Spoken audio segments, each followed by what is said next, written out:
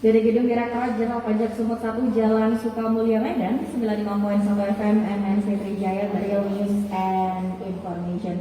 Halo pendengar Trijaya, selamat siang dan selamat berjumpa dalam program Talk Show Trijaya Bincang Radio edisi hari ini Selasa 13 Juli 2021 hasil kerjasama Radio MNC Trijaya, MNC Play, Koransindo, dan iNews TV. Pendengar Trijaya, efek yang ditimbulkan dari pandemi COVID-19 sangat dirasakan oleh sektor perekonomian dan keuangan. Berbagai upaya dilakukan pemerintah agar bangkit dari keterpurukan seperti pemulihan ekonomi nasional yang dilakukan dengan mengambil kebijakan fiskal dan moneter yang komprehensif. Salah satu kebijakan fiskal yang diambil adalah soal perpajakan.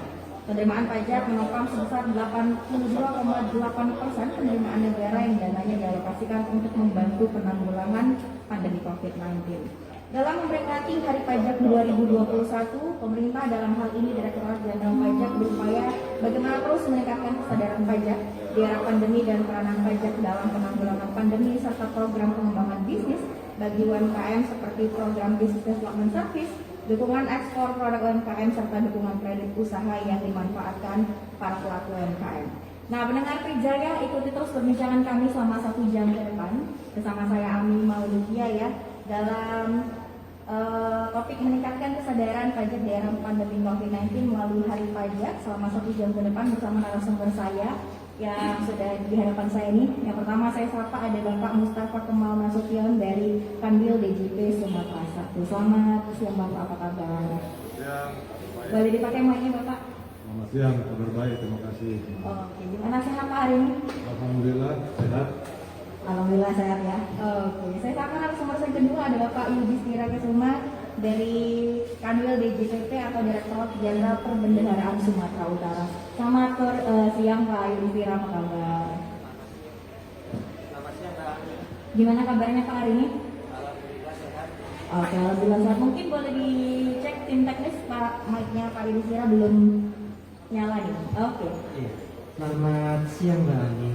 Selamat siang Bapak. Alhamdulillah sehat kita. Sehat ya Pak. Oke. Selanjutnya saya sapa narasumber yang ketiga ada Mas Iqbal Maulana dari kantor pelayanan Bea dan Cukai Kuala Namu. Selamat siang Mas Iqbal, apa kabar? Kita ketemu lagi. Selamat siang Mbak Uni.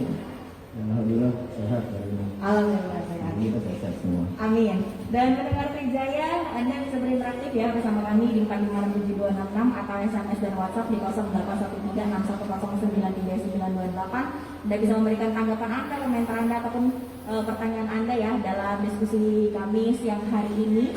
Dan akan ada 3 souvenir menarik persembahan dari DJP Sumut 1 untuk Anda yang beruntung di siang hari ini. Dan saya sapa juga sahabat pajak yang mungkin saat ini nonton ya di YouTube resminya DJP Sumut 1. Oke, saya ke Pak Kemal dulu nih, selaku tuan rumah ya.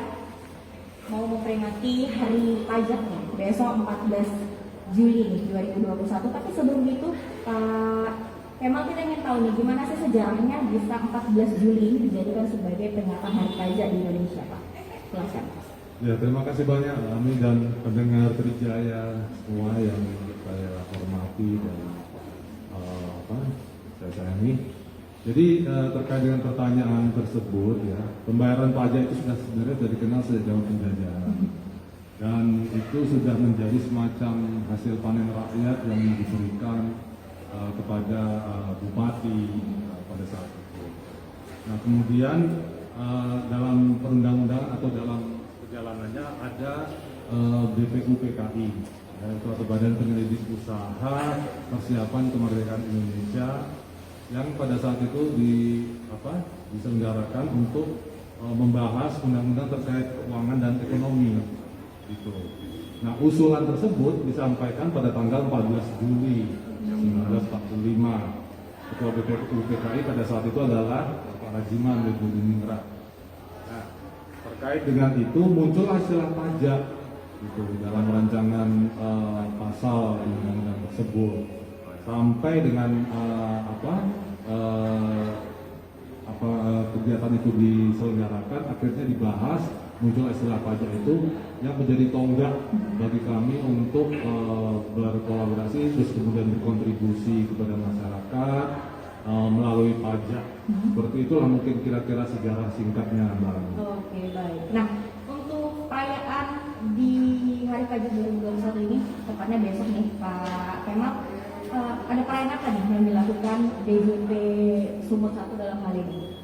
Ya, nah kalau terkait dengan perayaannya sendiri, kami di sini itu ada menyelenggarakan ada namanya upacara pajak, ya betul-betul secara virtual, bukan secara langsung. Kemudian ada juga kita mengadakan webinar yang baru diselenggarakan tadi, itu melibatkan UMKM di seluruh Sumatera Utara, khususnya di Kota Medan, dengan mendatangkan motivator Coach Ridwan.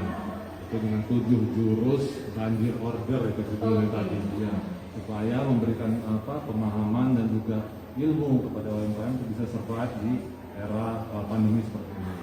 Kemudian ada juga kita kegiatan vaksinasi yang sudah diselenggarakan juga di atas untuk pegawai Direktorat Jenderal Pajak dan nantinya direncanakan juga untuk keluarga. Gitu. Dan juga ada pajak tilawah. Jadi kegiatan kerohanian yang diselenggarakan oleh Dewan Masjid dan juga untuk kerohanian di agama lainnya agama Kristen. Seperti itu mungkin Mbak. Oke, baik. Nah, berarti ini kan perayaannya sama dengan tahunnya dengan kemerdekaan kita ya tadi ya, dari 1945 juga berarti ya. Ya betul. Betul. Nah, pesan apa sih atau message apa sih yang ingin yang Direktorat Jenderal Pajak sampaikan kepada publik, kepada masyarakat, pada wajib pajak juga di ulang tahun kali ini, Pak Kemal? Ya, terima kasih. Jadi intinya yang kami ingin sampaikan terkait dengan Hari Pajak ini, kemudian kita memperingati Hari Pajak ini di situasi yang cukup sulit seperti sekarang ini di masa pandemi, dan kita juga lihat atau dengar di berita-berita terakhir di mana kasus juga semakin meningkat, cukup memberikan rasa prihatin bagi kita semua.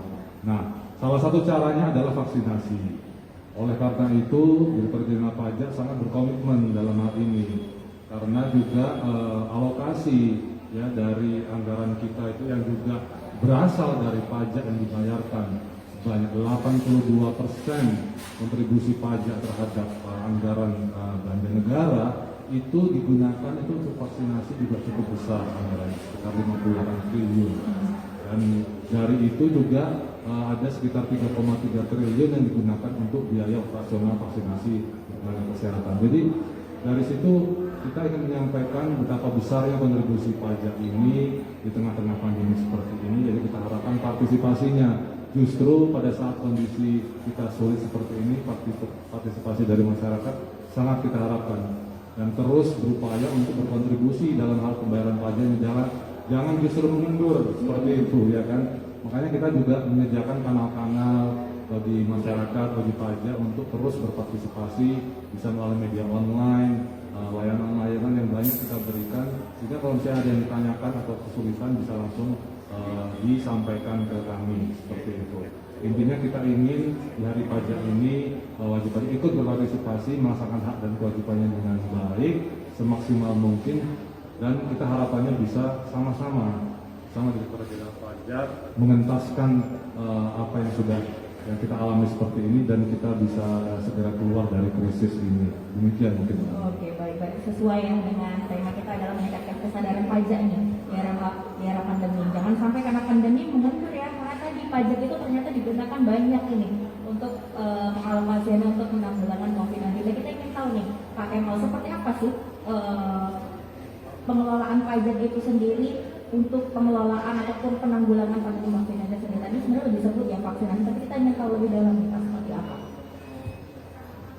Ya, jadi salah satu yang kita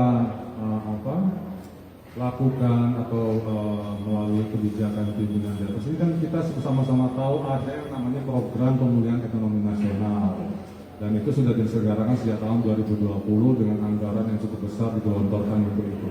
Nah, bagian dari PEN ini atau pemulihan ekonomi nasional adalah insentif pajak, gitu. Yang tahun lalu juga sudah dikeluarkan, itu diberikan sampai dengan mulai April 2020 sampai dengan Desember 2020. Dan pada tahun ini diperpanjang sampai dengan Juni 2021.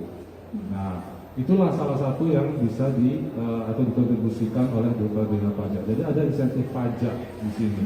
Insentif pajak ini berupa apa saja? Gitu. Ada banyak di situ. Jadi ada seperti misalnya pajak pasal 21 ditanggung pemerintah, yaitu untuk pemberi kerja yang karyawannya maksimal punya penghasilan 200 juta dan ber-NPWP bisa mengajukan itu. Kemudian ada juga pajak atas jasa konstruksi final, ya itu untuk proyek padat karya, jadi misalnya irigasi itu juga bisa memanfaatkan itu. Pembebasan pungutan atas PPh pasal 22 impor ya, diberikan juga oleh pemerintah. Dan ada juga pengurangan angsuran PPh pasal 25 sebesar 50%.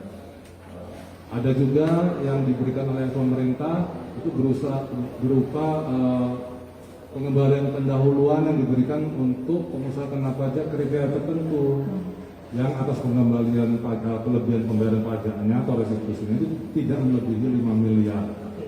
Dan yang salah satu yang paling penting ya yang mungkin bisa saya sampaikan di sini adalah pajak final UMKM ditanggung oleh pemerintah sebesar 0,5%. Ini yang luar biasa. Kenapa? Karena seperti kita ketahui sektor UMKM ini sangat mendominasi gitu dan terbukti dia itu istilahnya bisa terjaga dari krisis ya, karena kita ketahui kita sudah mengalami krisis moneter di tahun 98 dan UMKM survive. Kemudian ada juga kita mengalami krisis subprime mortgage ya tahun 2008 di mana Amerika crash pada saat itu, UMKM pun survive. 2013 ada juga di mana banyak dolar dialihkan ke Amerika, banyak pengusaha-pengusaha yang mengeluh, UMKM survive. Tetapi di masa sekarang ini kita tidak hanya mengalami krisis ekonomi, tapi juga ada namanya krisis kesehatan.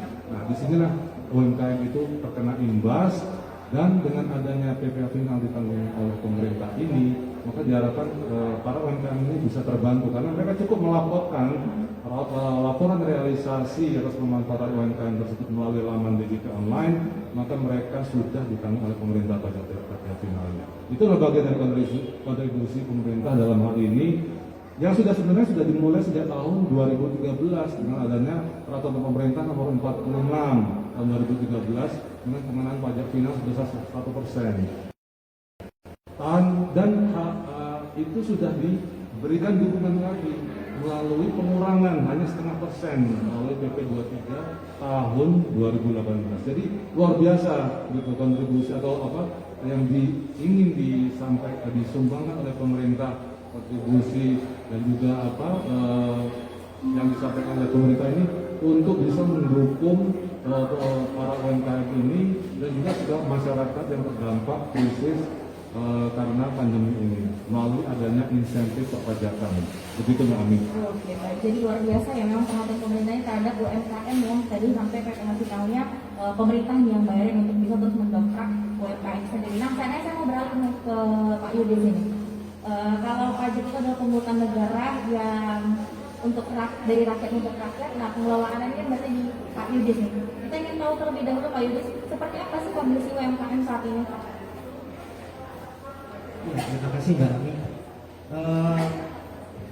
Tadi sudah disinggung oleh Pak Kemal, memang berbeda dengan krisis-krisis sebelumnya. Kalau krisis-krisis sebelumnya itu memang korporasi yang kena ya. Jadi pada waktu saat ada subprime mortgage di Amerika, kemudian ada kenaikan USD, itu juga korporasi yang kena. Pada saat ini pasti UMKM juga terkena. Satu hal yang pasti karena ada pembatasan konsumsi, kemudian juga ada pembatasan kegiatan bepergian dan mobilisasi, sehingga konsumsi rumah tangga itu jadi berkurang juga. Otomatis juga UMKM juga akan berkurang. Menurut survei yang Mbak Ami ya yang kami dapatkan itu memang sudah ada 48% UMKM itu tutup sementara. Kemudian 30,5% itu mengalami penurunan permintaan dan 70% itu 7 dari 10 UMKM itu dia ingin mendapatkan suntikan dana untuk memperpanjang nafasnya. Nah, jadi tadi sudah disinggung oleh Pak Kemal terkait dengan PEN, pemulihan ekonomi nasional itu bekerja tiga arah. Pertama memang paling penting di sektor kesehatan. Kemudian kita juga ingin memulihkan bagaimana di supply side-nya. Jadi UMKM ini di supply side-nya, kemudian juga ada di demand side-nya, di posisi masyarakat supaya tetap bisa berkonsumsi atau berbelanja. Kemudian UMKM juga bisa memproduksi atau menyediakan barang atau jasa. Itu mungkin Mbak Ami mengenai Trijaya terkait bagaimana efek dari pandemi ini terhadap UMKM. Oke, baik. Nah, ini kita ingin tahu seperti apa nih penganggaran dari pemerintah ya. Tadi seperti Pak Yunus bilang, 7 dari 10 UMKM ini memerlukan uluran dana ya untuk bisa memperpanjang nafasnya. Nah, kita ingin tahu seperti apa nih tindakan pemerintah itu. Tapi kita akan bahas di segmen kedua. Dan mendengar Trijaya, Anda bisa berinteraktif ya bersama kami di 4567266 atau SMS dan WhatsApp di 08136109. Dan kami akan break sebentar, kita